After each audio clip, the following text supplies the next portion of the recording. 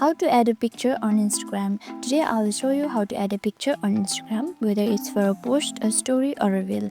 Let's jump right in. First, open Instagram app. Now once you're on your home page, tap the plus icon at the bottom center. Once you tap it, select the post. Now choose the photo you want to upload from your gallery. Now tap next and add filters or edit if you like. You can add filters from here. Okay, once you add the filters, you can also edit it like this.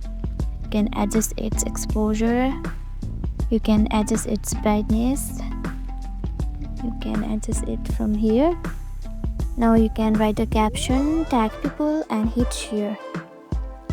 From here, write a caption. You can also add location from here. Now once you are done, simply tap and share. And that's how you can add pictures to Instagram. Easy, quick and creative. If this helped, don't forget to like, subscribe and tap the bell for more smart tutorials. Thanks for watching and I'll see you in the next video.